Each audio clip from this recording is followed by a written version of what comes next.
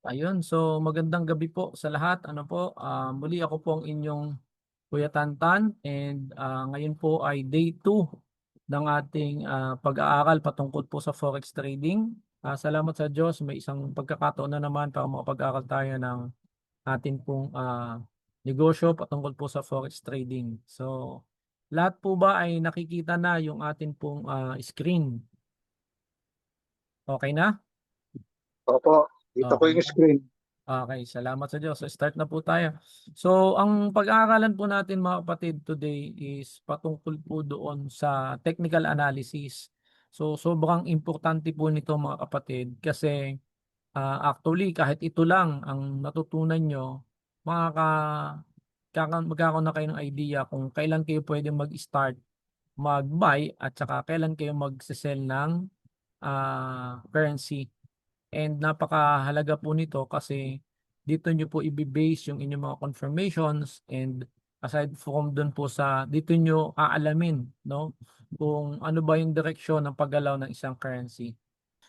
Kung may tanong kayo mga kapatid, pwede nyo po akong tanungin anytime or kung pwede nyo pong hintayin na matapos yung training bago kayo magtanong, pwede din po. Pero ang pinakamahalaga kung meron kayong hindi naintindihan, baka makalimutan nyo pa, itanong nyo na po ano po para hindi masayang yung ating panahon at ang inyong pong pakikinig at meron po talaga kayong matutunan. Ano po? Kung humihina po ang akin pong boses, let me know kung hindi nyo naintindihan. And at the same time, kung halimbawa meron po akong tinatanong, ay pakisagot nyo po para at least ay may idea ako kung nakikinig pa kayo or kung narinig nyo po ako or baka nakat na yung ating pong communications. Ano po?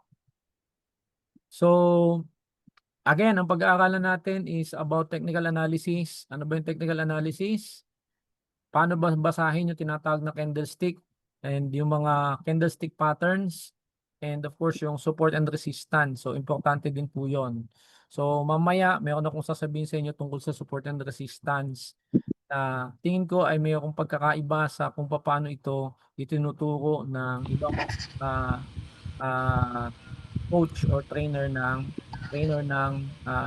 forex trading. So, diretso na tayo kapatid. Ano ba yung tinatawag na technical analysis? So, yan po mga kapatid, no, ay yan po yung pag-aaral ng historical data. Ibig sabihin, ano ba yung nangyari doon sa mga previous na mga oras, minuto o araw para masabi natin na dahil doon sa ganong paggalaw ay ng price action o ng presyo ng isang currency or currency pairs ay masasabi natin na tataas na yan kasi ganito. Bababa na yan kasi ganito, no? So yun po yung technical analysis. So we are basing our assumptions sa kung ano yung magiging movement o magiging direction ng movement ng price action based sa historical data. Okay? So dito mahalaga na maunawaan nyo yung tamang pag-identify ng direksyon o yung tinatawag na trend and yung pag-identify and ano ba yung dapat na action na ginagawa nyo pagka nakita kayo ng tinatawag na support and resistance. Okay?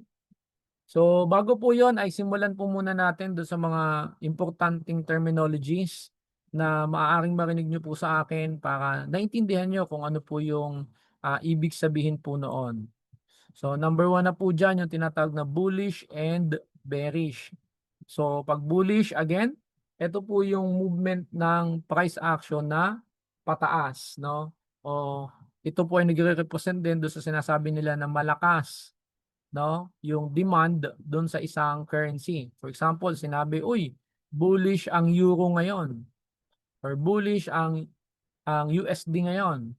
So ibig sabihin po noon ay pataas o mataas ang demand doon po sa currency na nabanggit. Kung USD yon, then ibig sabihin pataas ang value ng USD kasi mataas ang demand. Alam naman natin pagka tumataas yung demand ng isang currency ay tumataas din yung value nito o tumataas yung paggalaw ng price action. Okay?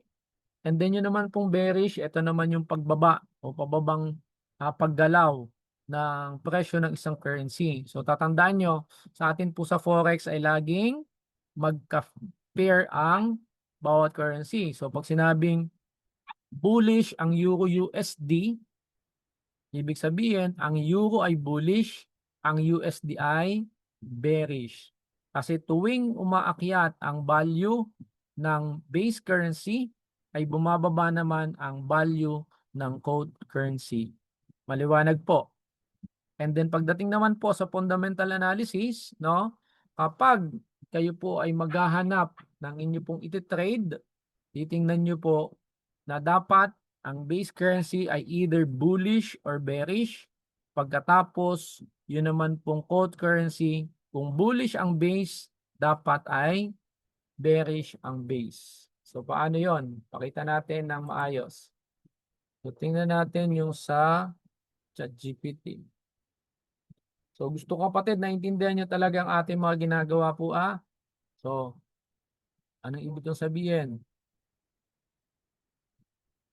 Ito po, tingnan nyo po itong mga kapatid. Sa ating strength ranking, nakalagay po dyan ang USD ang nasa pinakamalakas. Ibig sabihin siya yung pinaka-bullish. And then, NZD ang pinaka-bearish. So sabi ko kanina, kung mag-check kayo ng inyong iti-trade, dapat yung USD o yung bullish, ang base currency, ang quote currency ay bearish or baligtad. Kung ang base currency ay bearish o bullish, ang quote currency dapat ay bearish. Kuha nyo kapatid. Laging hanapin nyo yung mga pairs na magkasalungat. Kuha nyo po. Nakuha nyo yung mga kapatid. Bullish is pataas, bearish is pababa. So therefore, ang NCD, USD na pairs ay ano? Sige nga po kung naintindihan. Bullish. Ang NCD USD ay? Bullish. Okay, mali. Bearish pala. Sorry, sir. Bearish. Okay? Kasi weak, ang bearish ang NCD, ang USD ay bullish. So, ang NCD USD ay bearish. Kasi yung quote currency ang pataas at yung base currency ang pababa. Kuha niyo kapatid. So, dito, kung titingnan natin dito mga kapatid, knowing yung definition ng bullish and bearish, pwede niyo po bang sabihin sa akin ano-ano yung mga magagandang pairs na pwede nating i-trade? JPY, JPY ano USD po? JPY, USD JPY, Okay, USD JPY, ano pong saka Euro, USD US? Euro. Kapatid, yun muna ang USD JPY. Pag sinabing USD JPY, ano po yon? Bullish or bearish? Bullish. Bullish, Okay, very good. Euro JPY. Bullish. Okay. So, tatandaan nyo, mas malayo yung pagitan nilang dalawa, mas maganda sa ranking. Kasi pag halimbawa, AUD-JPY, di ba, bearish siya. Pero dahil halos the same ang kanilang movement, ibig sabihin nun, maliit lang yung magiging paggalaw. Okay? Kuha nyo po. Maliwanag po. Okay? So, tuloy na ako doon sa pinag-usapan natin. So, yan po yung bullish and bearish. So, isang kailangan ding maintindihan, kung bullish ang movement, tayo po ay maghahanap ng buy position lamang. Pag bearish ang movement, tayo maghahanap ng sell position lamang. Dahil tayo po ay hindi magte-trade ng against the trend. Sabi dito, the trend is your friend. So, ibig sabihin, dapat kung tayo magte-trade along with the side of the trend. Maliwanag po yun, mga kapatid. Maliwanag. Nakita mo ng bullish, huwag ka na maghanap ng sell. Kuha nyo kapatid. Maliwanag po yon. So ulitin ko, meron pong 4 na kailangang maunawaan pagdating sa pagbabasa ng price action. Number 1 is trend, which is, ito po yung tinatawag na direction o tendency of price to move in a particular direction. So pag sinabi trending ang market, ibig sabihin siya ay tumatakbo sa isang particular na direction lamang. Pag sinabing oy bullish market, ibig sabihin pataas ang trend ng market. Kuha nyo kapatid. Ang volume naman po is number of shares that being traded. Ibig sabihin gaano kadami yung tinitrade within that particular period of time. Halimbawa po, ang atin pong candlestick, no? Halimbawa ay ito. So, halimbawa, ito ay nasa H1, no? Nasa 1 hour. So, ito pong candlestick na to, ibig sabihin, no, yan yung kung ano ang nangyari doon sa price action sa looban ng isang oras. Kuha niyo po mga kapatid. Kuha. Maliwanag po ba? Yes po. Maliwanag. So, kung gaano kadami yung naging transaction dito sa loob nitong kulay red na ito, yun yung tinatawag na volume. Kuha niyo kapatid. Kung gaano kadami. Naintindihan niyo po? Kung gaano kadami yung transaction, yung value nung trinansact diyan. Yun po yung tinatawag na volume. Yun naman pong tinatawag na volatility, ito naman po yung variant ng price o magkakaibang variation ng price na pinagkasundo. Parang ganito. So, sa order book po kasi ganito ang itsura niyan sa loob. So, mayroong nagbabay, tapos may nagsisell. Pag nagtama yung buy at saka sell, makuklose po yung trade and itatala doon sa chart kung ano yung mga nakuklose o pinagkakasundo ang presyo. Kuha nyo kapatid.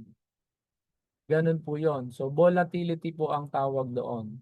So ibig sabihin, kita nyo po itong sa gilid, papansinin nyo ito, ito po yung price ng gold with respect sa USD. Ito po yon. Kuha nyo po. Ito naman yung date at saka oras.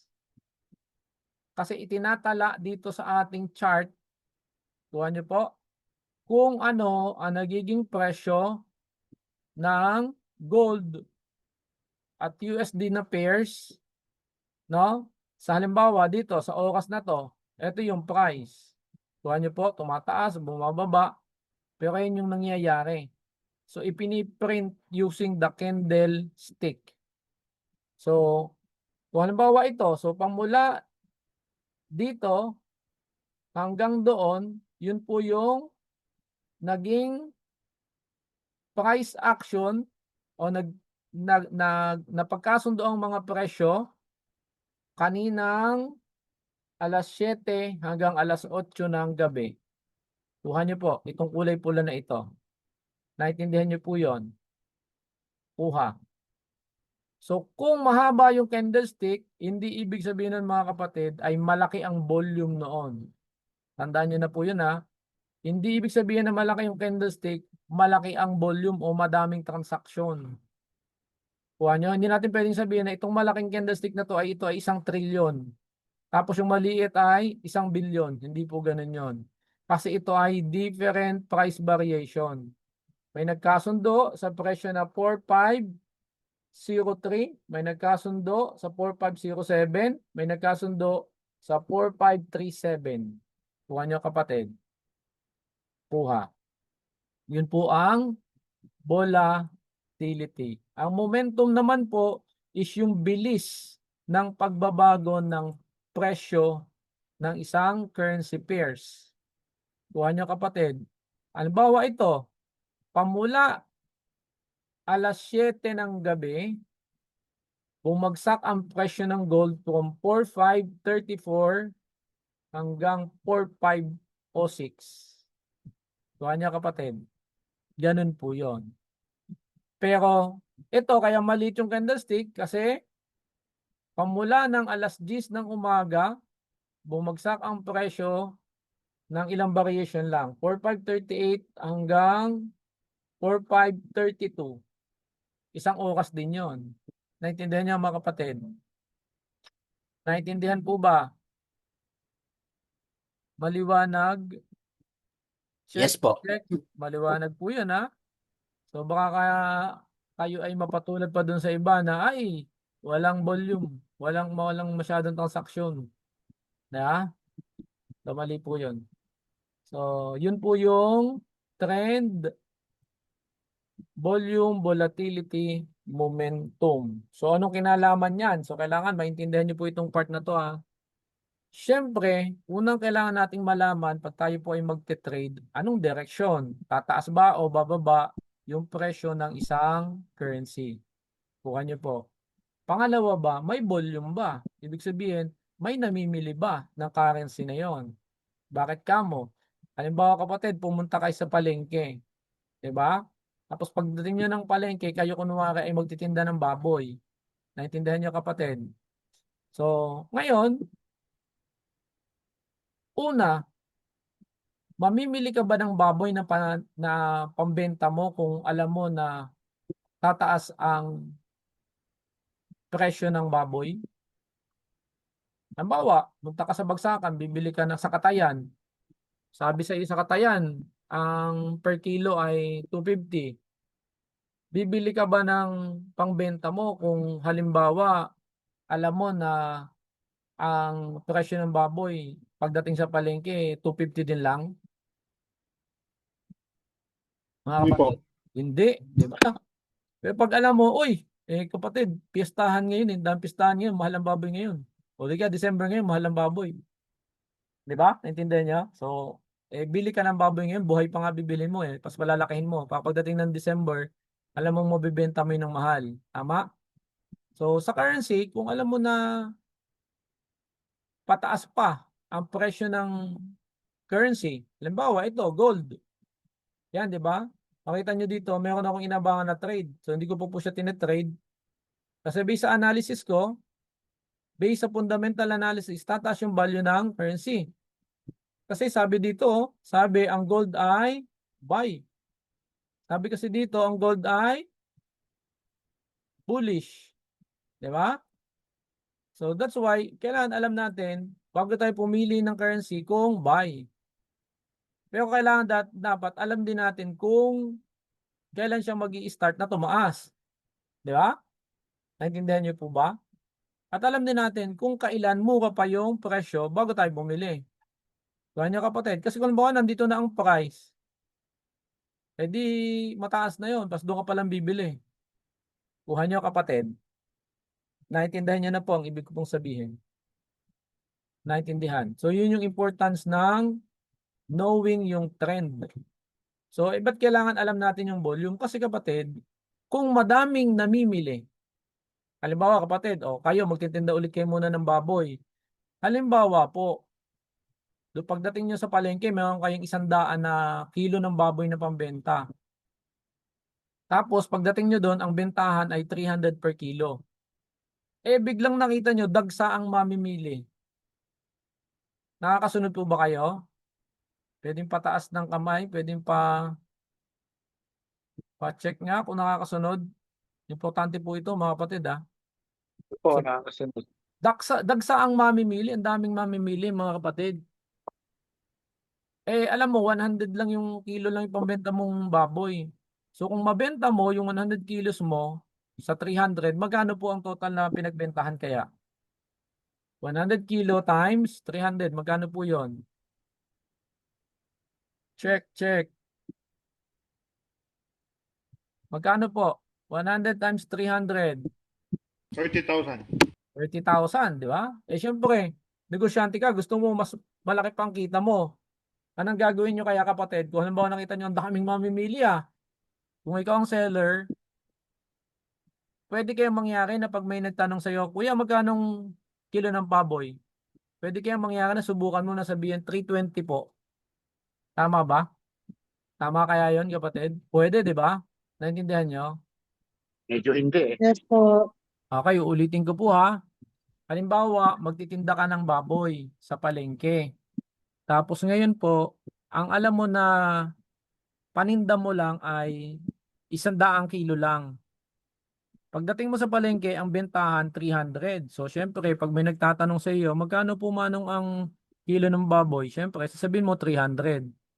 Pero, biglang dumami ang tao. Sobrang daming tao, nakita mo. Di ba? Ngayon, alam mo na kung mabibenta mo yung baboy na paninda mo na 100 kilos sa halagang 300 per kilos, 30,000 lang yon. Pero dahil nakita mo na may opportunity dahil sobrang dami ng mamimili nung araw na yon, ang tanong ko po is, gagawin mo ba na itaas yung presyo per kilo ng paninda mo para mas lumaki ang take home mo? Pwede rin. Opo. Pwede rin. Actually, yun po talaga kapatid ang tunay na nangyayari dun sa sinasabi natin na supply and Supply and demand. demand. Kuha? Kaya tumataas ang presyo ng isang commodity, ng isang item, ng isang currency is kapag may demand. Kasi that is the opportunity for the seller to earn more. Kuha nyo kapatid. Kuha po. Now, ibig sabihin dito sa ating pinag-aaralan, kung nakita mo na may volume, no? Dun sa isang currency, no? Ibig sabihin po nun, posibleng tumaas ang presyo noong currency. Pero kung walang volume, then most likely, walang changes doon sa price noong isang currency. Kuha nyo kapatid. And yun po yung importance na dapat alam nyo at matutunan nyo din kung paano mag-check kung may volume nga ba doon sa isang currency base sa nangyayari sa kasalukuyang paggalaw ng presyo at sa mga nakaraang paggalaw ng presyo ng isang currency based doon sa tinatawag na candlestick na pag-aaralan po natin tonight. Okay? So, ang volatility naman kapatid is, nabanggit ko kanina, yung pagkakaroon ng iba't ibang presyo. So, normally po, kaya nagkakaroon ng iba't ibang presyo is dahil merong either may volume or merong madaming supply. Kuha nyo kapatid. Kasi for example, ikaw magtitinda ka ng baboy. Nakuha mo yung baboy sa halagang 250. Yung paninda mong baboy per kilo. Pagkatapos, all of a sudden, nakabili ka ng sobrang dami. Let's say, nakabili ka ng 500 kilos. Halimbawa lang po kung ang normal mo ay 100 kilos lang, biglang nakabili ka ng 500 kilos. Kuha niyo po kapatid. Sa tingin niyo po ba pag may bumili ng 270 per kilo, ibebenta nyo? Lalo pa ang sasabihin sa inyo pabiling 10 o 20 kilo. Kuha niyo kapatid. Di ba pagka madami kang supply, kailangan mo siyang ibenta ng ibenta sa kahit na anong presyo na mas mataas sa puhunan mo. Kaya, pagka po madami kang, minsan pag madaming volume o madaming pwedeng pambenta, no? So, any price na inaalok ng buyer sa seller, tinatanggap niya. Kaya, in a span of 1 hour, madaming price variation yung nakuklose. Kuha nyo kapatid. Kaya lumalaki yung candlestick.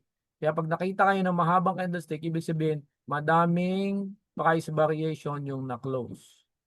Kuha nyo po. Kuha. And yung momentum naman is yung bilis ng changes. So, ano naman yung effect nun? So, kung ba nagkita kayo ng mahabang candlestick, ibig sabihin, una, volatile ang market. Pangalawa, may momentum. So, anong ibig sabihin nun?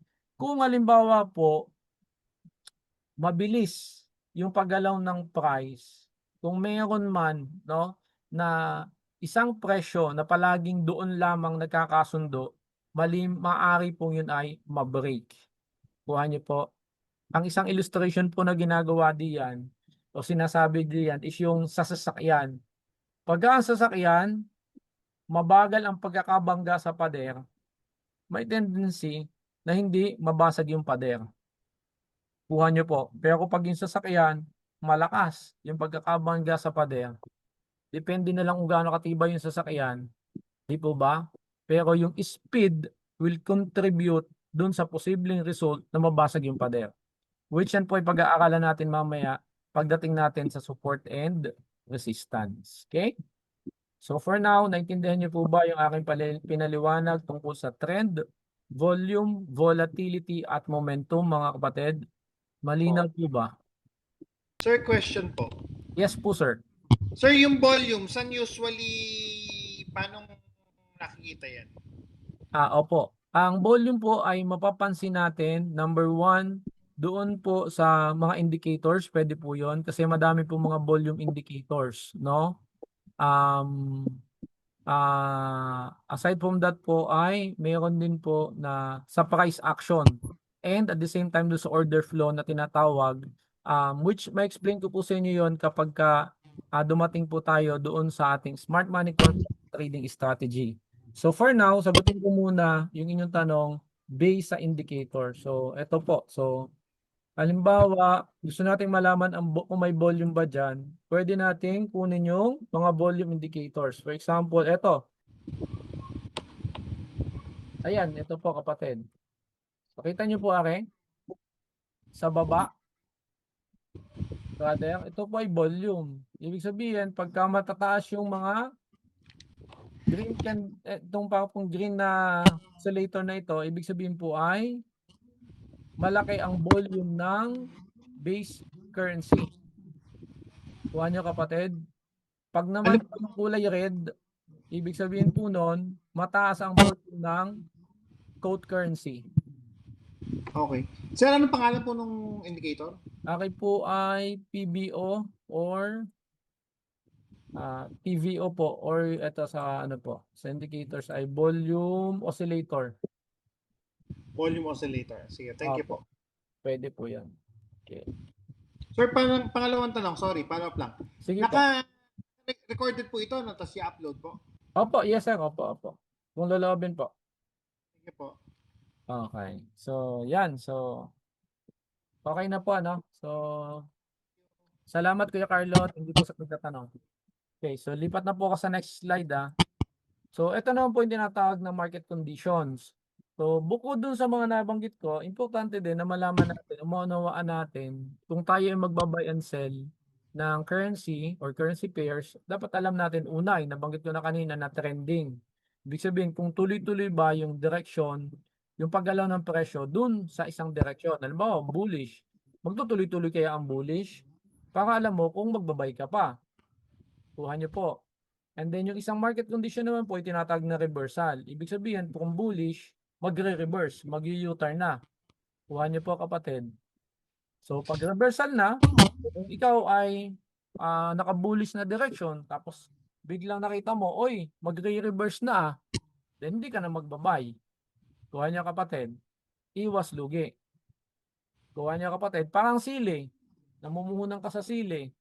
Biglang 1,000 ng kilo ng sili. So, sa tingin niyo po ba, tataas pa kaya ang presyo o bababa na? So, yun po ay reversal na. Kuha niyo kapatid. So, ang ranging naman is yung akit baba yung paggalaw ng presyo. Kuha niyo kapatid. So, sa atin po, pagka trending, so kung ano yung trend. Pag bullish, buy tayo. Pag bearish, tayo po ay sell. Pagka reversal naman, ibig sabihin nasa dulo na yung trend, then dun po tayo sa kabila. Kung bullish, tapos reversal na, edi doon na po tayo sa sell. Kuha nyo kapatid. Pag ranging naman po, dahil ito po yung nangangahulugan ng indecision din o hindi magkasundo yung buyer and sellers, no? And sa smart money, liquidity or liquidation, so tayo po ay hindi nagtitrade during the market conditions na ranging. Kuha nyo kapatid. Halimbawa dito, sa ganitong condition, trending, o buy tayo. Pag nag-ranging na, wala muna. Hintay muna tayo ng confirmation. Pag nag-breakout dito, di tayo magsiset. Pag nag-breakout naman dito sa ibabaw nito, di tayo ay magbabay. Kuha niyo kapatid. Kuha. Hindi ko po sinasabi na mag-entry ng buy ha. Magpo-position lang ng buy. Okay? Maliwanag. So, ito naman po yung market cycle. So, lagi po mayroong phase 1, phase 2, phase 1, phase 2. So, ito po yung tinatawag na impulsive move, corrective move or retracement, impulsive move or corrective move and retracement. Kuha niyo kapatid. Kuha. So, ang isa pong buong yung phase 1 at saka phase 2, no? Yan po ay isang cycle. Yung pangalawang impulsive at saka retracement, yan po ay pangalawang cycle. And sa atin po, no, pagka price action trader, normally ang ginagawa po mga kapatid, no, hindi nagte-trade unless may mabuong 2 cycles. Ibig sabihin, confirm yung trend kapag nagkaroon na ng dalawang cycles. Kuha niyo kapatid. Maliwanag po ba? Maliwanag. So, ganito po kasi yon. So, okay? So, di ba, impulsive, corrective, impulsive, corrective. Okay? So, sa atin po, nagiging bullish lang siya kung mayroong pinag-aralan natin, high. Okay? And then, low. Kuha niyo po. And then, higher high. And then, higher low. Kuha niyo kapatid. Kuha po. And then, kung magkaroon pa ng panibagong higher high, and then higher low, kuha niyo po. Ito po ay dalawang cycle na. Considering na yung pinanggalingan niya na trend ay eto. Kuha niyo po. Ibig sabihin, ito ay higher high na din. Kuha niyo kapatid. Kuha po. So ito po ay confirmed na bullish trend na. Pag nakadalawang cycle. Maliwanag po. Maliwanag? Kuha po ba? Check. Pasagot mga kapatid bago ako lumipat. Okay? Medyo hindi. Kuha. So, sa smart money concept, ang tawag po dito ay choke, wedge. Ito po yung nagsasabi na reversal na ang market condition. Pag nagkita kayo ng choke, kuha. Tuturo ko po yun sa inyo, huwag kayong mag-alala. So, for the meantime, ito muna, bullish. Kuha niyo po. Pagkatapos, pag ito po ay nagkamero ng lower high, lower low, siya ay nagiging bearish. Kuha niyo kapatid. At kapag naman nagkaroon ng may condition na hindi nakakabuo ng higher high, higher low, ito po ay tinatawag naman na ranging or consolidation or liquidation. So, bullish buy, bearish sell, liquidation or ranging, no trade. Okay? Maliwanag na po. Okay? So, ito naman po yung tinatawag na high and low ng market. So, resistance, support, resistance. So, simple lang po yan. So, dito sa ating kanina, no? Kapag yung paggalaw ng price action ay mayroong specific na price.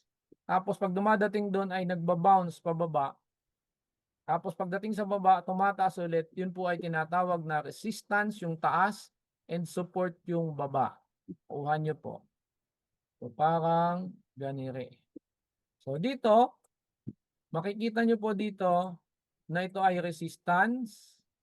And then yung baba ay support. Akyat, baba, akyat, baba, akyat, baba. Okay?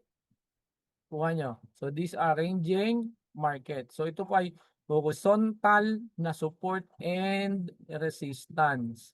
Kasi meron din pong support and resistance na ascending or sloping. Kuha niyo po.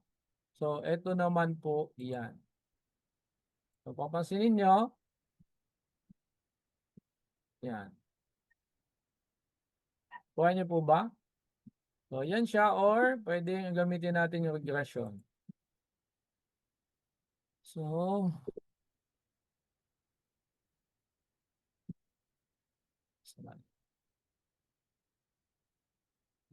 teka lang po Hindi ko kasi ginagamit yung malimit eh. Regression. Teka lang po Ito. Regression. Ayan. Makikita nyo, meron siyang pinaka-support tapos resistance. Naka-slope nga lang siya. Kuha nyo kapatid. So, ibig sabihin, yun pong resistance, yun yung tinatawag na ceiling. And yun pong support, yun po yung tinatawag na floor. Kuha po kapatid. Kuha. So, ano sinasabi doon? Kapag tumatama na sa resistance, ang tendency, sobrang mahal na ng presyo ng currency na yon, kaya bumabagsak na. At kapag nasa support, ibig sabihin, mura na siya, kaya nagkakaroon na ng demand, kaya tumataas ulit ang presyo. Pag mataas na, nagiging mahal na siya or overbought, no? Or overpriced na. Sa trading po, tawag doon ay overbought at saka oversold.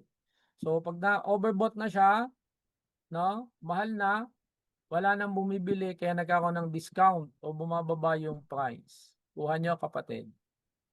Kuha. Naintindihan po ba?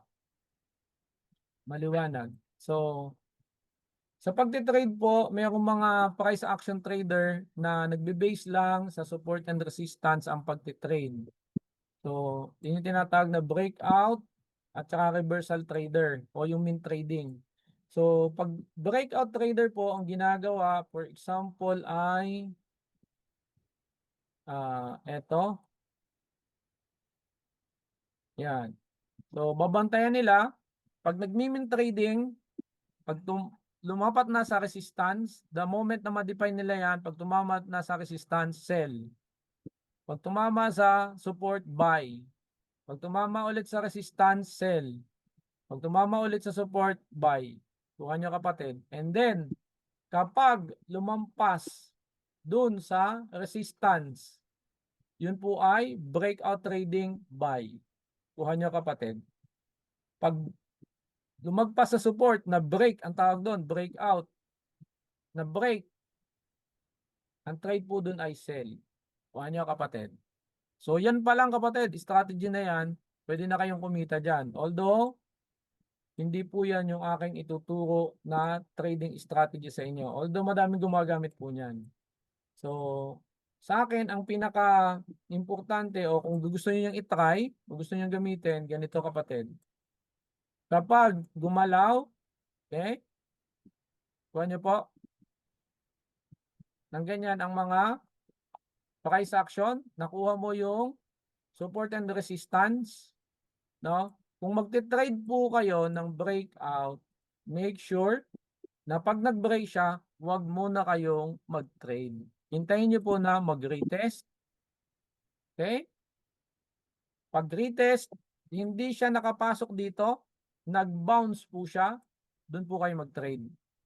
Hahanapin nyo lang dito yung candlestick na ituturo ko sa inyo mamaya. Pwede? Pwede. So, ganun po yon. So, isa yun sa mga tamang paraan ng pagbe-breakout. Kasi yung iba, pagka-break trade na kagad, walang retest. At the same time, kailangan hindi bastang support and resistance area. Dapat ay sa key level. So, Kuya Tan, ano naman yung key levels? O, ganito po yung kapatid. Paliitin nyo ng ganyan yung inyong price action. So, lipat tayo, huwag sa gold. Euro US. Okay. Palitin nyo po ng ganyan. Okay? So pag napaliit nyo na, yung pinakamabilis nyo makita sa inyong mata na levels. For example, saan yung aking tool? Wala po duduling ako. Yan. Ito, kita nyo naman, halos dyan na umpog lahat, di ba? Tama po ba? Nakita nyo kapatid? Ito. Kuha nyo po. Kuha nyo po yan. Naintindihan nyo mga kapatid? Ayan, naumpog, di ba? Yan. So, yan po yung mga key level. So, ang gamitin nyo ay ito. Yung rectangle tool. Kuha nyo po.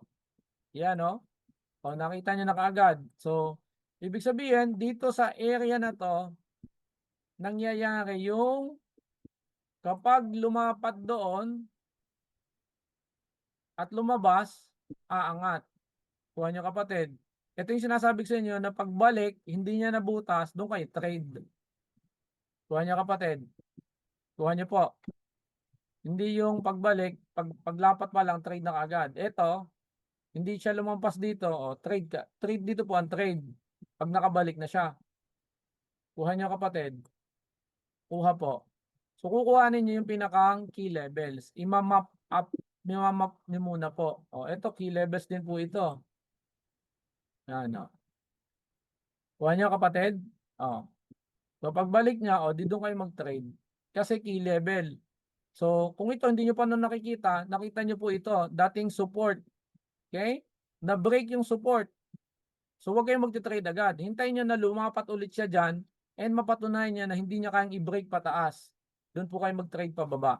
Hahanapin nyo lang yung candlestick na pag-aaralan natin kanina. For example, ito. Ang tawag po dito ay bearish engulfing candle.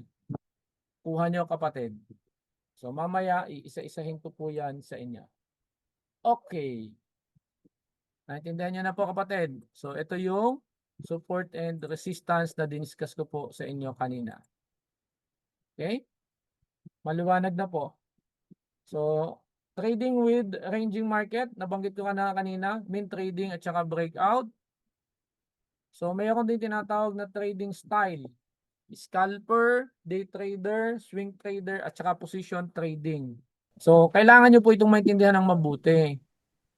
So, ang scalping trader po, o scalp trading, ito po yung pagtitrade kung saan ang posisyon nyo ay na-open and naka-close sa looban lamang ng segundo or minuto. Mabilis na pagtitrade. Ang day trading naman po ay yung position nyo ay naka-close within 24 hours.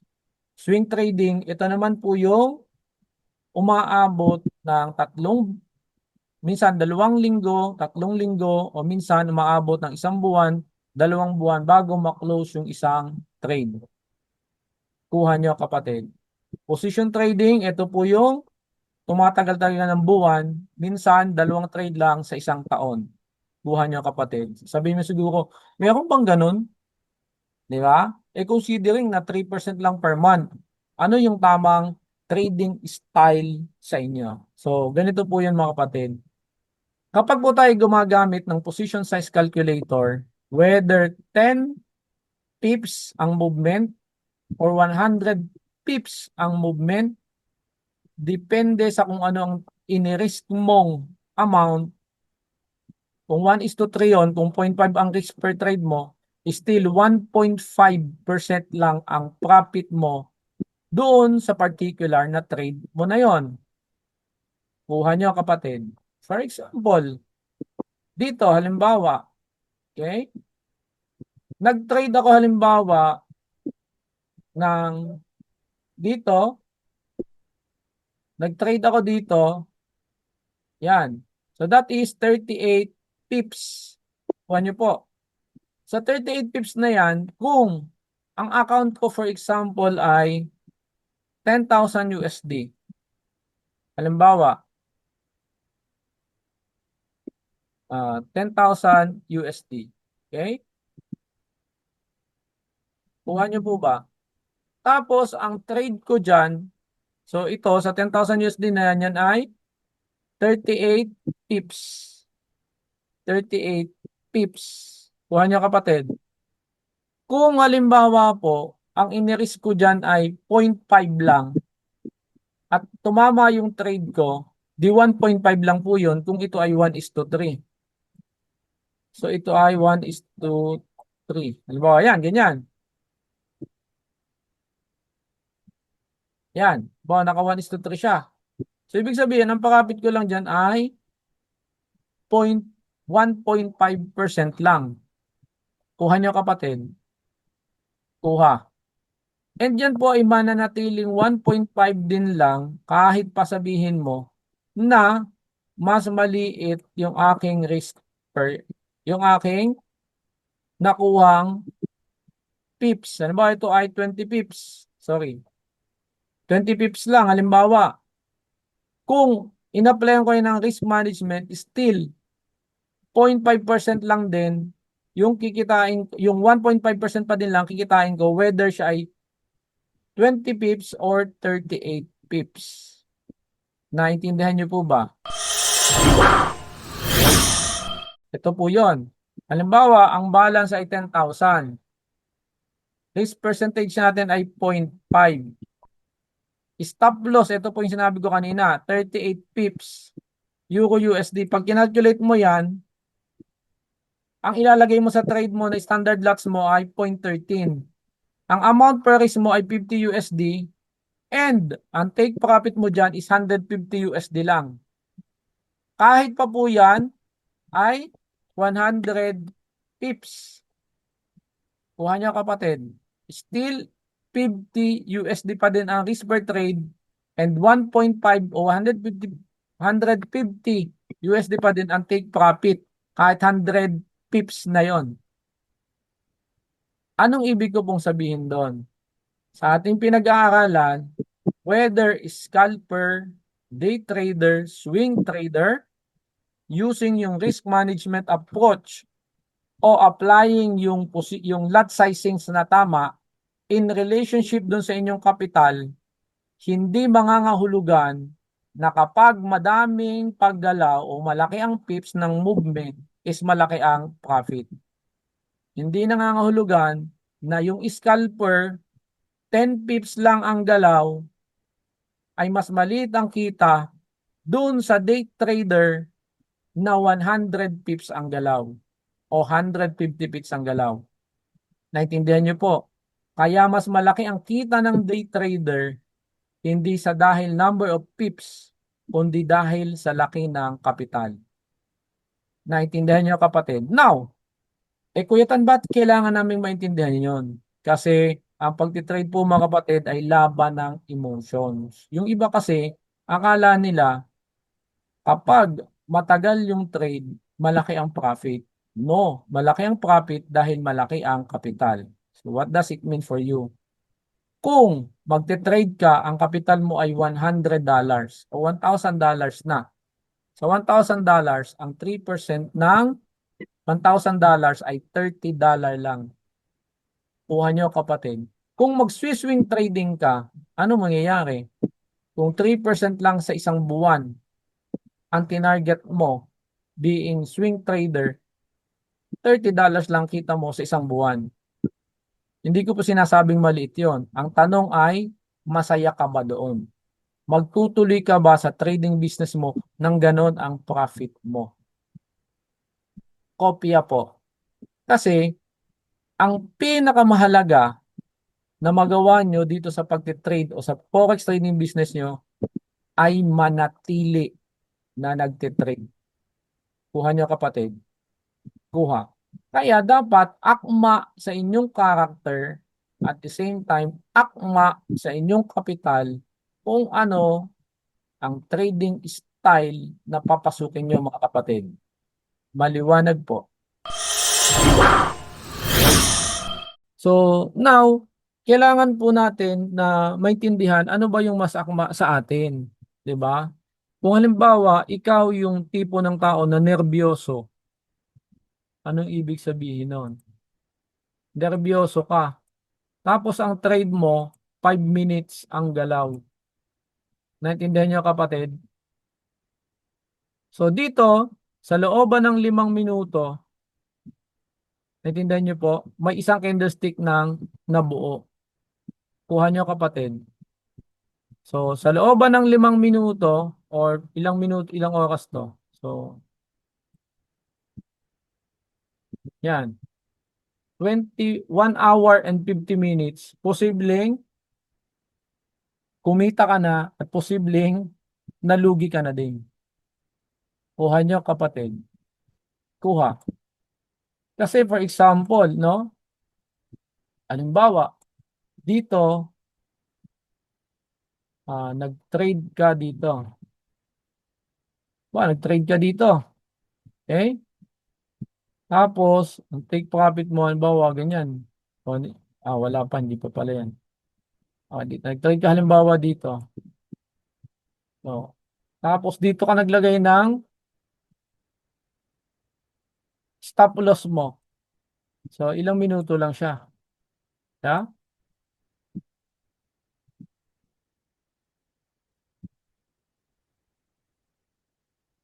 50 minutes. Stop loss ka na kaagad. Kuha niya kapatid.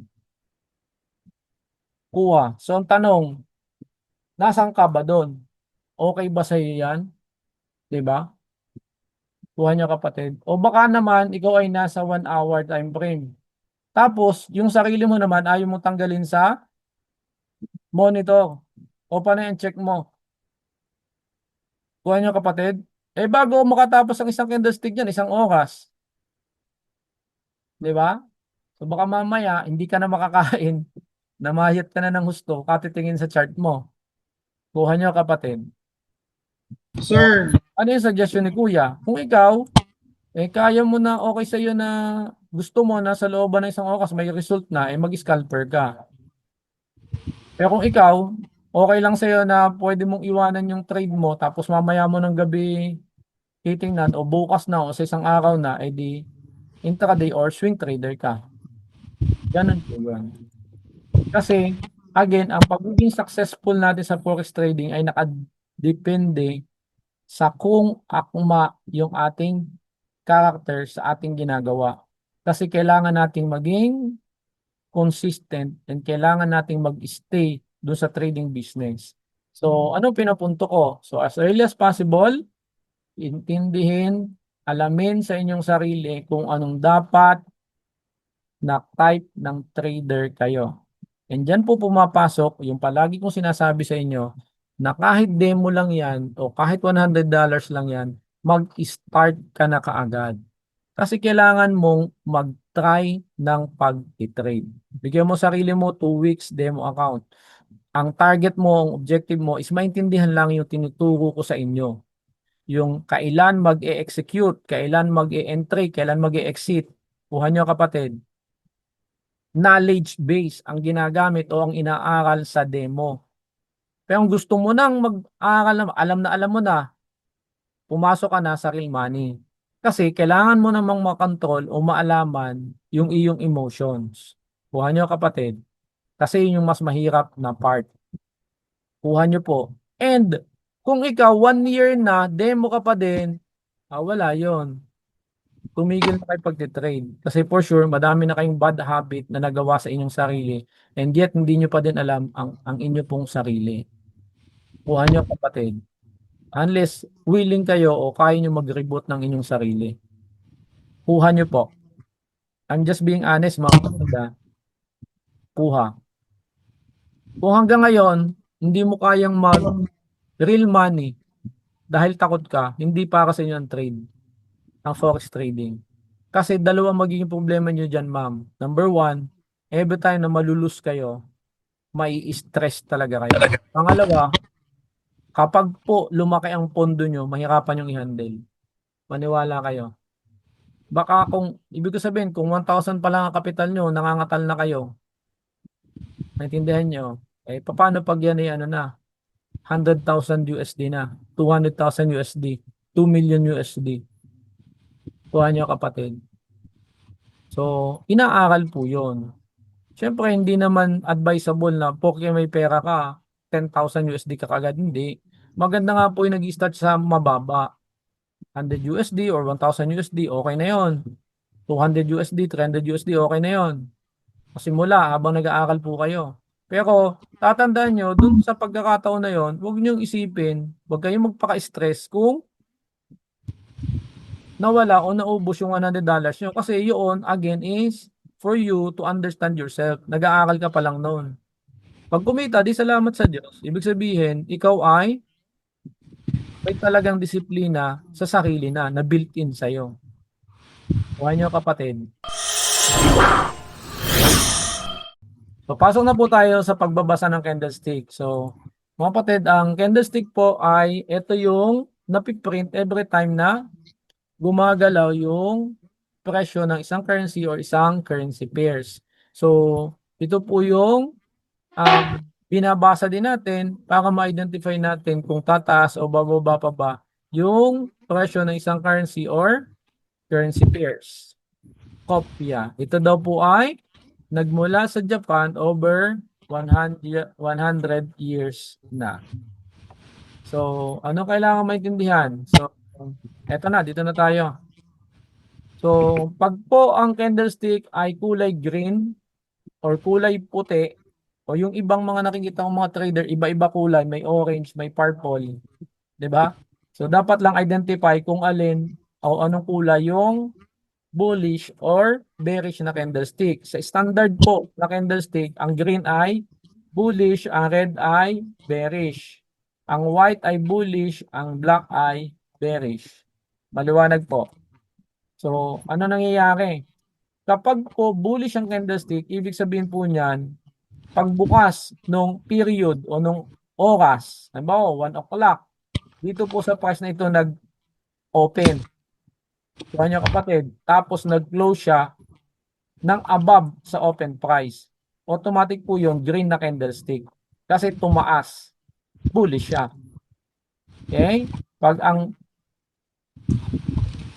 candlestick ay green, ibig sabihin, nag-open siya dito sa baba at nag-close siya sa mas mataas na price compared dun sa price kung saan siya nag-open.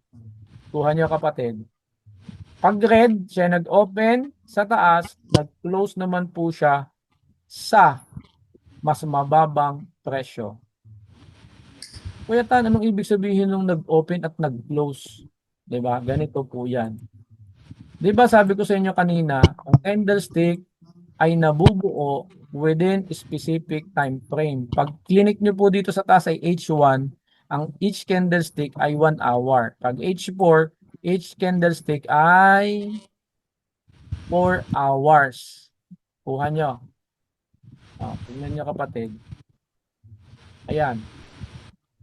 So, ibig sabihin, ito ay tingnan nyo po. So, kung ito ay 1 hour, nag-start ito ng 20. Okay? Tapos, nag-close po yan ng 21. Dito na yung nag-close. Kuha nyo kapatid. Dito yon. So, dito nagsimula yung isa. 21 na. So, ibig sabihin, pagka-close dito, dito na yung sunod na price. O sorry, pagka-close dito, dito na yung sunod na price. Kuha nyo kapatid. Ibig sabihin, yung 20 hours, anong 20 hours? Kapatid. 8 o'clock. 8 o'clock. So, ang 20 hours, nung 8 o'clock, nung 7 o'clock, ang price ay nasa 1.1634. Tapos, nung 8 o'clock, ang price ay nasa 1.6320. Kuha niya kapatid. Nag-close na siya on natapos yung isang oras sa mas mababang presyo. Dito naman, dito nag-open, nagsimula yung price, tapos natapos yung presyo, yung isang oras na ang presyo ng Euro USD ay mas mataas na kesa dun sa presyo niya nung simula nung candlestick o nung oras na yon. Halimbawa, alas 7, o di natapos ng alas 8, mas mataas ang price. Kuha nyo na mga kapatid. Yun po ang ibig sabihin nun. Kuya Tan, ba't may akong high? Tapos may low. Diba? Tawag po dyan ay wicks o tinatawag din na tail. Ang ibig sabihin po niya, nag-open dito, And then posible, bumaba yung price, tapos tumaas, tapos dito po natapos yung oras. Dito nag-close yung price. O posible, nag-open, tumaas, bumaba, tapos tumaas ulit. Kuha niya kapatid. Kuha po. Maliwanag? Ito naman, tumaas, bumaba, tumaas. O maaaring bumaba, tumaas, bumaba. Kuha niya kapatid. Maliwanag. No? So, anong importance niya? Dapat naiintindihan natin kung ano ang epekto ng itsura ng candlestick sa ating trade o sa ating magiging desisyon. So, anong ibig sabihin niyan? Dapat naunawa natin, ba't ba ganyan nabuo? Kuha nyo kapatid. Kuha. So, tatandaan nyo, buy and sell. Base and quote currency. So, pagka halimbawa, ang currency natin ay Euro USD. Pag naging green, ibig sabihin, tumataas ang value ng kung Euro USD, ang tumataas ay value ng Euro. Ang bumababa ay value ng USD. Ibig sabihin, madami ang namimili ng Euro compare sa namimili ng USD. Maliwanag po. Maliwanag. So, ano ibig sabihin? Kung dito yung nagsimula, sa simulang price na to, may bumili halimbawa ng Euro, mas madami ang bumibili ng Euro, kaya tumaas ang price. Biglang bumagsak ang price, ibig sabihin, mas madami na ang namimili ng USD. Tapos tumaas. Ibig sabihin, kung ito isang oras, sa looban ng isang oras, mas madami ang namimili ng Euro compare sa namimili ng USD. Tapos nung patapos na yung isang oras, biglang tumaas pa yung Euro pero biglang bumaba na ng kaunti. Pero still, mas madami pa din ang nakapanig sa Euro sa isang Euro USD na currency pairs. Kuha niyo kapatid. And therefore, kung ganun pala nangyayari doon, anong iisipin mo? Alin ang malakas, Euro o USD? Pag nakita mo itong candlestick, kung halimbawa ito yung candlestick sa Euro USD, alin po ang malakas, Euro o USD kapatid? Euro po, Euro. Very good. Di ba? So ngayon, naintindihan nyo na. Kung Euro USD ang currency pairs nyo, tapos kulay green, alin ang bullish? Euro. Di ba? Tindihan nyo po? O kung halimbawa, biglang sinabi ng fundamental analysis, bullish ang Euro USD. Eh, pagdating mo naman technical analysis, puro kulay pula. Ano ibig sabihin? Sinungaling ang fundamental? No. Ibig sabihin, hindi pa lang nangyayari yung sinasabi niya. Ibig sabihin, kailangan mo lang maghintay. Kuha niyo po. So ito naman, maaaring pag open niya po dito, bumaba, puro sellers. Tapos biglang tumaas, nawala na yung sellers. Tapos buyers na. Kuha niyo kapatid. Tatandaan nyo, ang sellers ay buyer ng quote currency. Kaya tawag sa kanila sellers kasi nakapanig sila dun sa quote currency. Sinesell nila yung base currency, ang binabay nila ay yung quote currency. Kuha nyo kapatid. So kaya pag sinabi na, uy, bumaba yung price. Ano ibig sabihin? Madami ang nakapanig sa quote currency. Sinesell nila yung base currency para mabay yung quote currency. Kuha. Kasi every time nagbabay ng base currency, nagsisell ng quote currency, and every time na nagsisell ng base currency, nagbabay ng quote currency. Kaya pag nakita nyo dito, ang kwento behind this candlestick ay maaaring nung una, madaming seller. Tapos nawala na yung seller, napalitan ng buyer. Pagkatapos, umasok ang seller ng kaunti, pero nag-close na mas madami pa din ang buyer. Kuha niyo kapatid. Ang problema lang na dapat niyong itindihin, meron ng present na seller dito. Kaya compare dito sa isang candlestick na ito, mas mahinang signal ng bullish movement ito Compare dito. Ito naman, may seller, nawala yung seller at hindi na bumalik. Kaya wala ng weeks. Wala ng kumontra. Kuha nyo kapatid. Ito naman, maaaring umakyat, bumaba, pero ang suma total, bago natapos yung isang oras, kung ito yung H1 candlestick, mas madami pa din ang buyer. And ito po yung candlestick na nagre-represent sa ating mga asawa, sa mga lalaki, di ba? Walang ka-kontra-kontra. Gets po ba mga kapatid? Hallelujah. Di ba?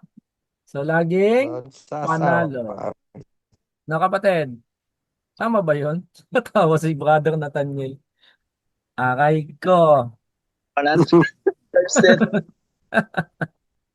Tawa. So, di ba? So, dito, walang seller. Puro buyer lang. Di ba? Tama ba kapatid? Parang si Mrs. ba to? Walang kontra-kontra.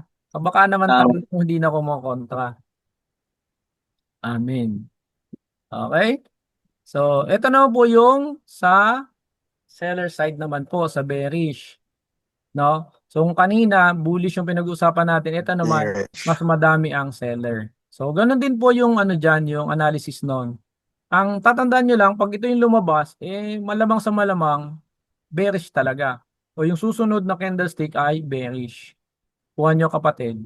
Pag ito yung lumabas, medyo, pero malakas din po ito. Basta tatandaan nyo, kapag ang body, tawag po kasi dito kapatid, yung kulay red, body. Yung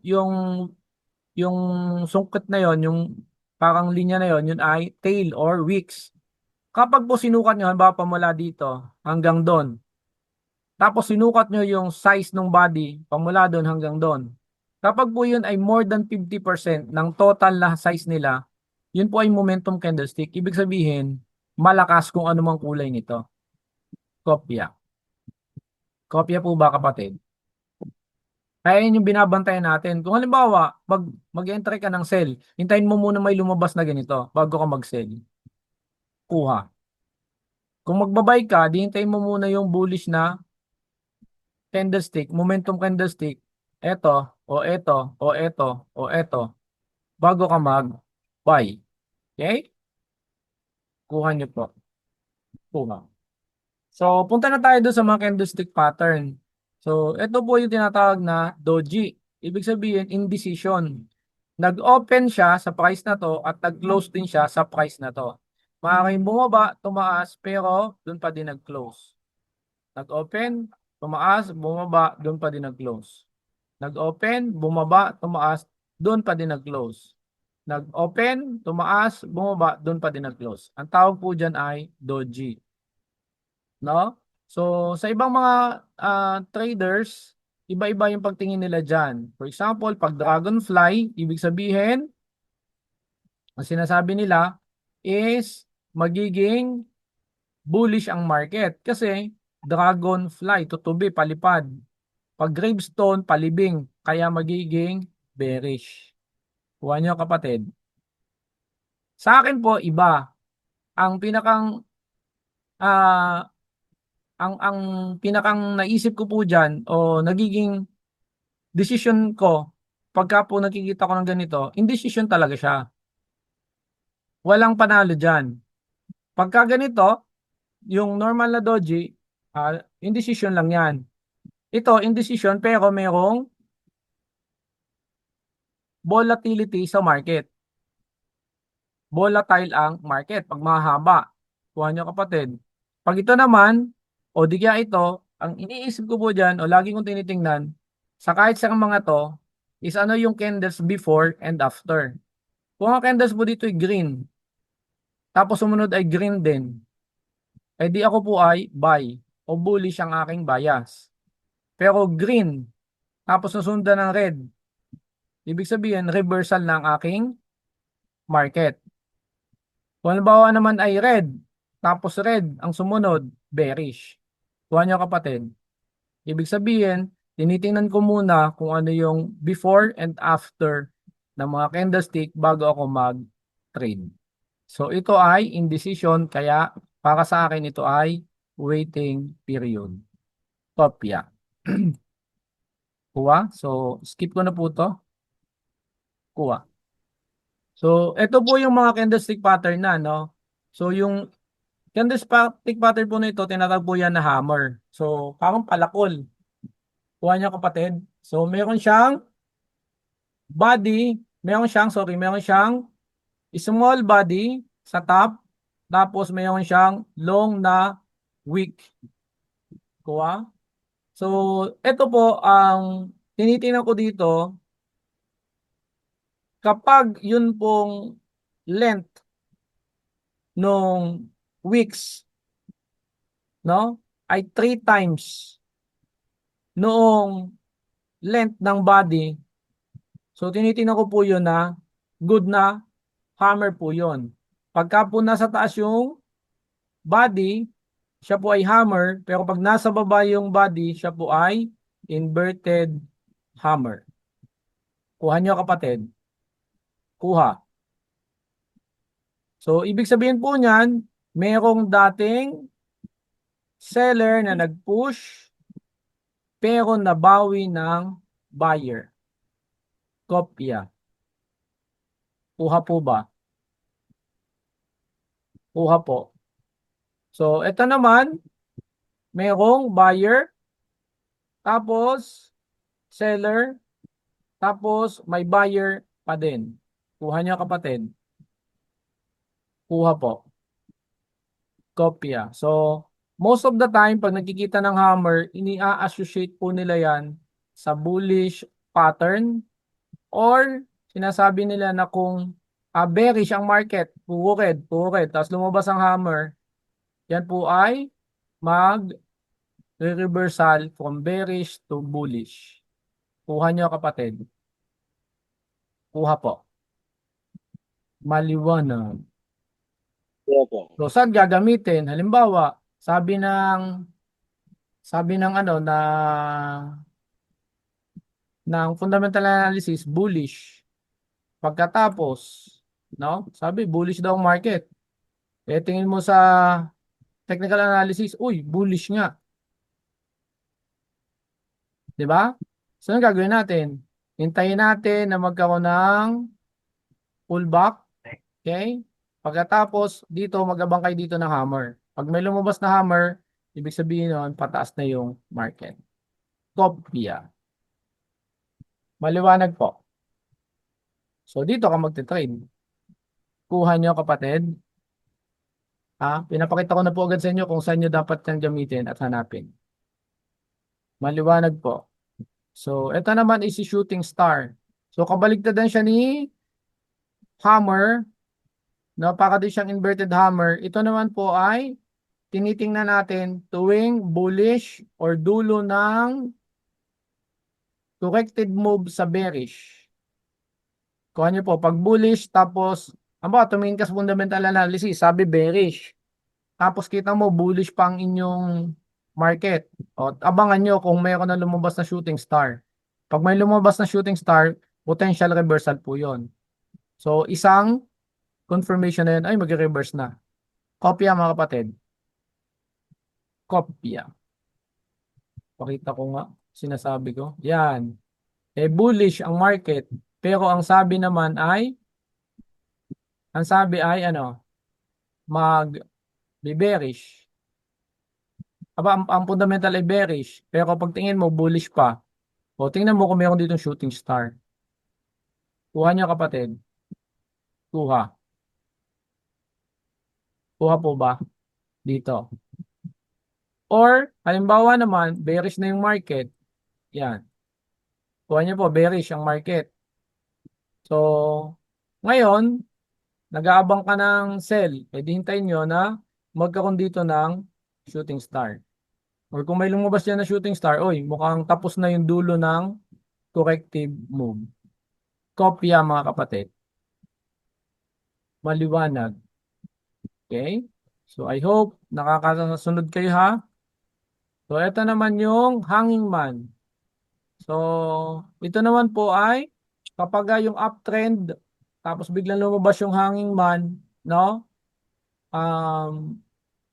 Ibig sabihin po nun, posible nang mag-bearish yun pong movement. So, para siyang hammer. Pero ito, ang sinisignify po nito ay bearish reversal pattern. So, pag lumabas sa isang uptrend, ibig sabihin, hanging man yon and bearish, bullish to bearish reversal po yon. Pero pag halimbawa po, lumabas sa isang bearish, then ibig sabihin yun po ay hammer na nagsasabi na from bearish magiging bullish. Kuha niya kapatid. Kopya. Okay? So ito naman po yung tinatawag na engulfing. So merong small body na nasundan ng bigger body na candles. Tapos nagkaroon ng color change from red to green. That is bullish engulfing. Kuha niya kapatid.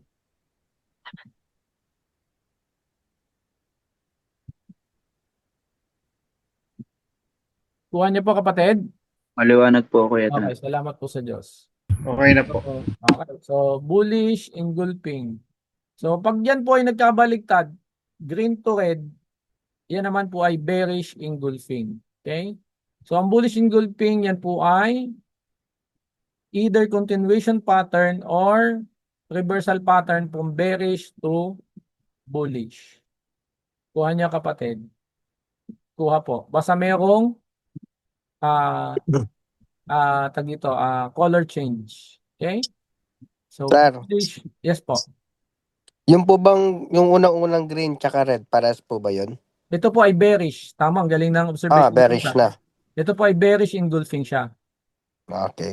Okay? So, puntahan na natin yung sa chart. Baka bago dumami. Okay? Hindi, tapusin muna natin. Tapos mamaya na tayo mag-chart. Okay? So, isa-isa natin muna. Kopya. So, ito po yung sinabi ko kanina. Ito yung napansin ni Kuya. Green to red naman. Bearish engulfing. Kuha niya kapatid. Bearish engulfing pattern. So, yan ay bullish to bearish pattern. Kopya. And then, ito naman po yung morning star. So, morning star, bearish ang movement. Tapos nagkaroon ng small bodied na candlestick. Posible po itong red o posibleng green din. As long as maliit na candlestick siya. Tapos, ang first candlestick ay red. Followed by small candlestick na either red or green. Followed by green candlestick na yung closing price po niya ay above sa 50% ng first candlestick. So, ito yung first candlestick. Kuhanin yung kalahati dito. Okay? Tapos ito, na-close above nito. Then ito po ay morning star. Kung sakaling ito po ay hindi candlestick, halimbawa ito ay naging doji, ito po ay tatawagin na morning star doji. Okay?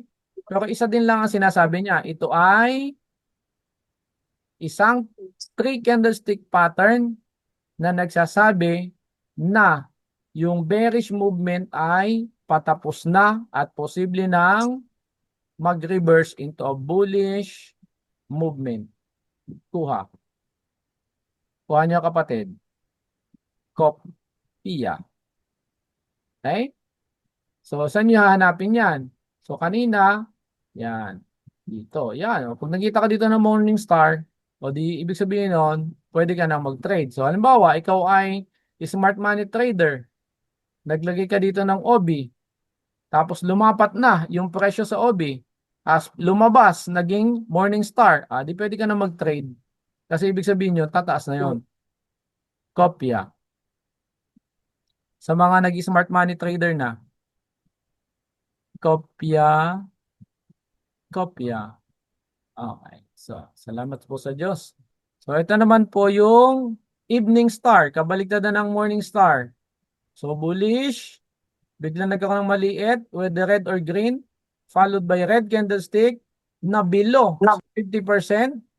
Then yun po mga kapatid ay evening star.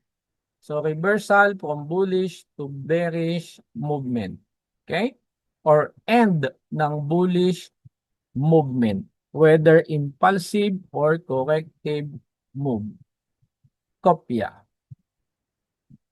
So, ito naman po yung piercing candlestick. So, piercing line ang tawag. So, sa piercing line, ang sinasabi po dyan, kapag po, no, yung unang candlestick, red candlestick, bearish. Tapos biglang nagkaroon ng bullish candlestick na nalampasan niya yung 50% nung bearish candlestick, no? Ibig sabihin po niyan, yun pong bearish candlestick o movement ay humihina na and posible nang mag-reverse. Kopya. Tandaan niyo po yan, ha? Okay. So, eto naman yung dark cloud. So, kabaligtaran po ito ng piercing line. So, bullish, pagkatapos biglang nagkaroon ng bearish candlestick below, na close below ng 50% nung bullish candlestick, yan po ay dark cloud. And ibig sabihin, may possibilities na magkaroon na ng reversal from bullish to bearish. Okay? Maliwanag. Question po. Question? So, tingnan po na natin sa candlestick. Totoo ba yan, Kuya Tantan? Hindi po laging totoo, pero mayroong katotohanan. And yan po ay base na sa pag-aaral ng mga nauna sa ating mga traders. Okay? Kaya siya ay naging pattern. Oh. Ito ay, ang tawag dito ay call. Bullish and Engulfing. ito ay shooting star. Kuha niya, kapatid. Ito ay evening star. Kuha? Bumababa nga. Ito ay ano to? Bullish. Engulfing. Di ba? Engulfing. So, Kuha niya, kapatid. O, ha? Saan po ba nilitaw yan? Support or resistance? Saan po lilitaw ang bullish na mga pattern na yan? Sa support or resistance? Pwede po yan, kapatid. Tingnan na. Tama yung tanong ni Kuya. Pag po kayo maghanap ng bearish candlestick pattern, hanapin nyo po yun sa resistance. Pag bullish reversal pattern, halimbawa po ay morning star, bullish engulfing, piercing line, no? Hanapin nyo po yun sa support. Tuha, kapatid. Tuha po. Oh. Bullish engulfing. Pero kapatid, hindi laging sa support and resistance. Ano po? Kasi pwede nyo po yung hanapin doon nga po sa dulo ng impulsive and corrective move. Kopya. For example, kasi ganito ang mga nangyayari sa trader, kapatid eh. Uy! Ano ba? Papakinggan. Merong support and resistance. Okay? Tama ba? Nasusundan niyo, kapatid? Resistance, support. Kopya. Ayan o. Nag-break. So dito, pwede kang humanap katulad nito, engulfing. Kanya, kapatid, edi trade ka. Bearish engulfing to eh. Kuha niyo, kapatid. O, di trade ka dito. Kuha po. Naintindihan po ba? Kopya. Diba? Ganun po yon. Or, pwede naman na, hindi pa natin alam eh. Pababa pa ang price eh. Diba? So, hindi natin alam kung tutuloy-tuloy pa yan. So, ang tamang pagtitrade, hintayin mo mag-reverse. Kasi laging humihinga ang market. Hindi man pwedeng isang dire-diretso lang. Pag nag-reverse na siya, katulad yan, nagkaroon ng, ano to? Kapatid, ayan na. Isipin nyo kunwari, hindi nyo pa to alam. Hindi nyo pa nakikita tong mga to. Pataas, tapos biglang nagkaroon ng, ano to?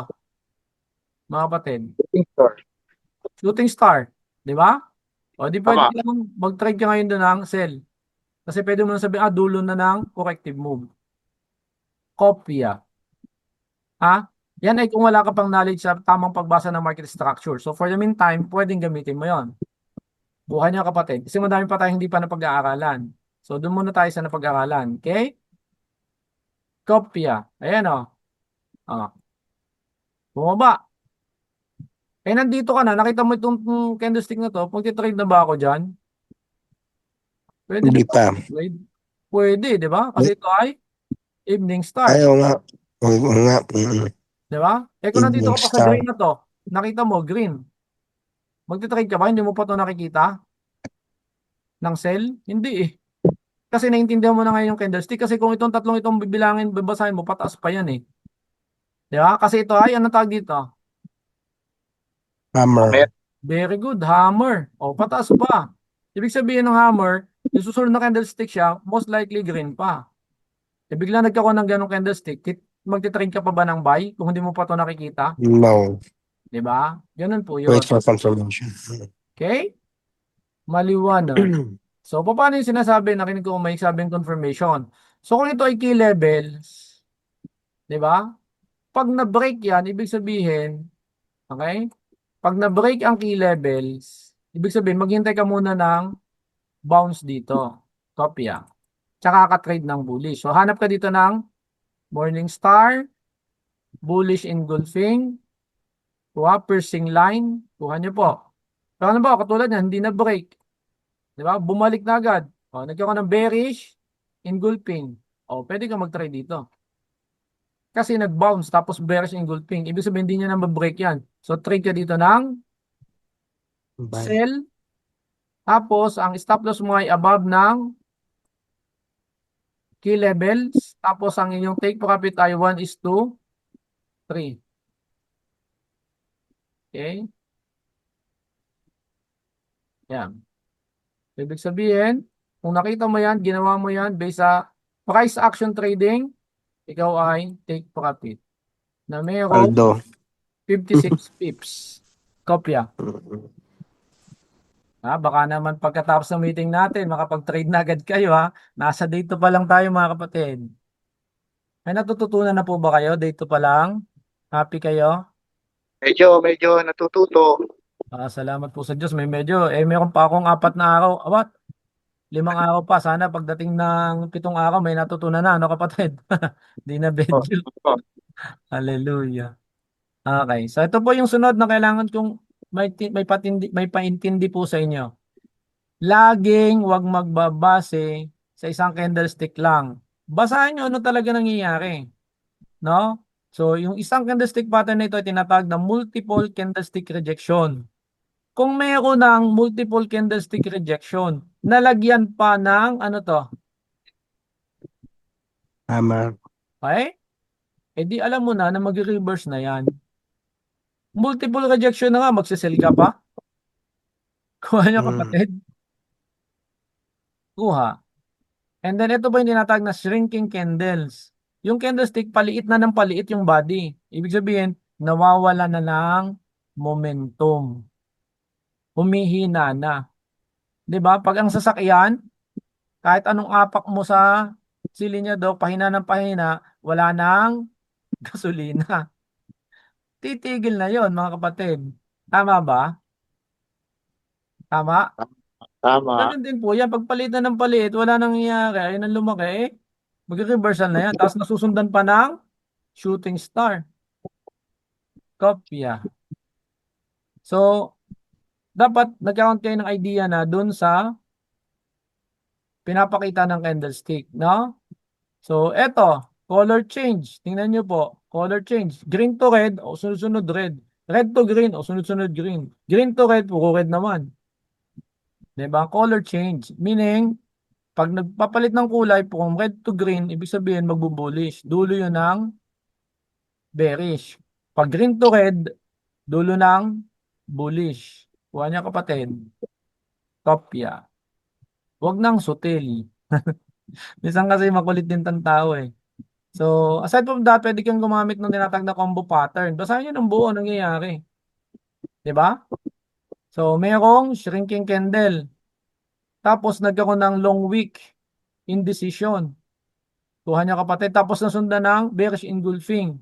Anong kwento nun? Humina na ang bullish momentum. Diba? Hindi sila nagkasundo tapos nanalo na yung bearish. Ganon. E di anong position mo? Bearish. Kuha niya kapatid. Okay? So ito naman po yung mga principle na dapat tandaan. Number 1, location matters. Hindi po kahit nagkita ka ng bullish engulfing, na inaintindihan niyo po, magbo-bullish na. Depende kung nasan siya. Kung nakita ka ng bullish engulfing tapos nasa resistance na, wag kang basta mag-buy. Kasi baka mamaya maumpog yun. Kopya kapatid. So location matters. Kung yung shooting star lumabas sa resistance, malaking possibility na talagang bearish reversal na talaga yon. Kuha niyo kapatid.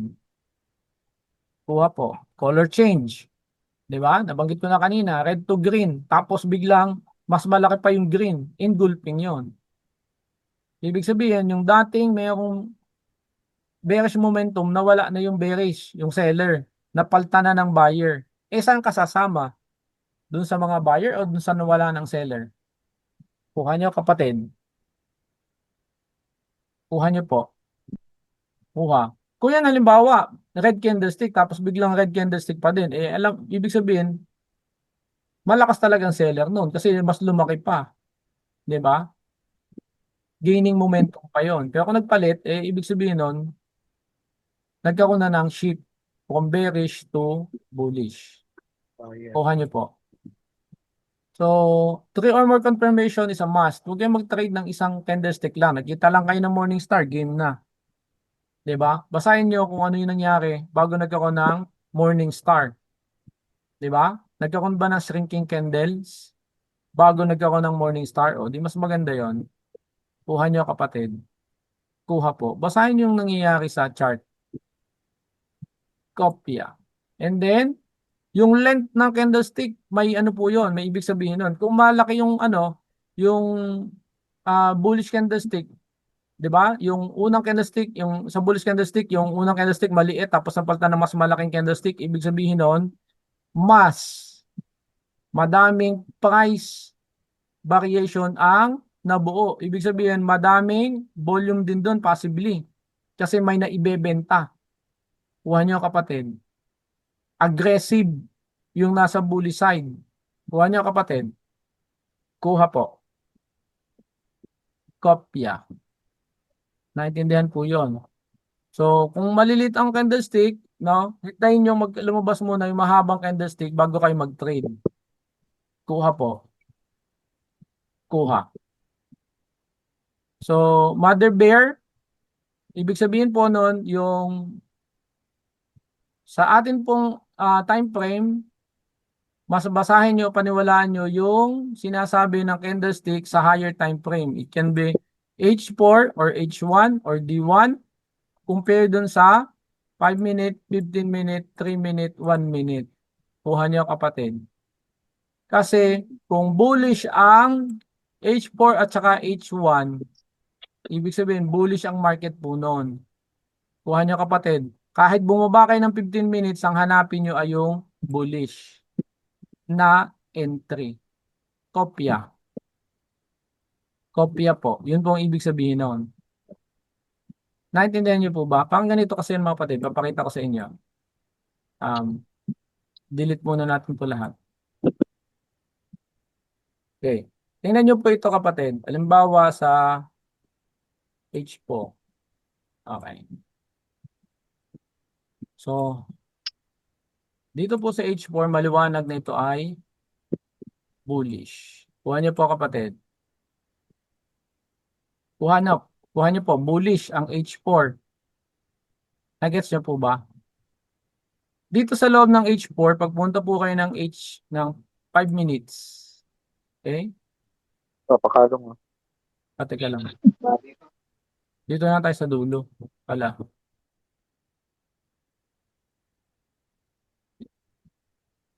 Dito tayo sa mas dulo. Okay? Yan. So, dito sa H4, kuha nyo kapatid, makikita natin na dito ay nagkaroon na ng Bearish. reversal. Okay? So, bearish na. Kuha nyo po. Pag po kayo ay pumunta, palitan natin ang kulay nito. Ay, sige, okay na yan, puti. Kailangan palitan natin. Line. Okay? Pag pumunta kayo kapatid ng 5 minutes, let's say kayo scalper, di ba? Dito po, mapapansin nyo, no? Kung ito yung movement, no? Sa H4, mapapansin nyo kapatid, at dito, mayroon ditong, ano, bullish movement eh. Kuha nyo kapatid? Kuha. Dito, mayroon pa din bullish movement eh. Meron. Kuha nyo kapatid? Mayroon ditong bullish movement. Tama? Mm. Intindihan nyo po.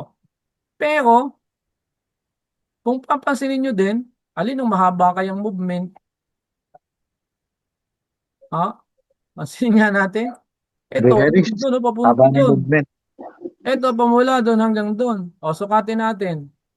Tingnan nyo mga kapatid Dito, ang naging movement lang, ipamula dito hanggang doon. Ilang pips? 25 pips. Kapya? Pero, dito, pamula doon hanggang doon is 112 pips. Anong point ko po doon? Maniwala na kayo na tingnan nyo muna yung inyong higher time frame at kung ano sinasabi ng higher time frame na bias o trend, yun ang inyong sundin. So kung sabi ng mother bear mo, H4, H1D1 ay bearish, huwag ka nang maghanap ng buy. Ipikit mo ang mata mo pag nakikita mong pataas. Hintayin mong magkaroon ng bearish reversal, doon ka mag-trade. Kuha nyo kapatid, kasi mas malaki yung pwede mong kitain. Bearish. Kuha nyo kapatid. Kuha po ba? Di ba? Kasi tingnan nyo, itong kwento na lang na to Dito na lang Sabi mo dito, baka dito hindi ka pa magkamali dyan Teka lang, hanap tayo. Ito. Diba? Sabi mo, uy, dito walang trade. Dito, na-break na Ang gagawin, trade ako dito ng buy. Uy, na-break. Bumaba. Trade ako ulit ng buy. Wala na. Diba? Ang mangyayari, SL ka na dito sa entry mo na to. Gets nyo po? Yes po. Ilang Explanation. trade mo lang dito, di ba? Pero pag dito, naghanap ng trade, na-break na. Di ba? Trade ako dito ng sell. Sell. Hala, haba. Kuha nyo kapatid. Trade ako doon ng sell. Haba ulit. Trade ako ng sell. Dito, baka maaaring na SL dito. Hindi. Ito yung base mo ng SL mo Kung nag-trade ka dito ng sell, dito ang SL mo. Kasi ito ang previous swing high mo. Di ba? So, good ka pa din dito. Tama ka pa din.